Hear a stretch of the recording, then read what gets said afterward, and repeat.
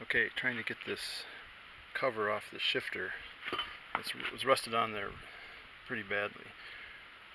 And I tried heating it, but you can't really get a lot of it hot, and there's grease in there, so it's not a really great option. I tried channel locks and gouged it up, trying to twist and turn.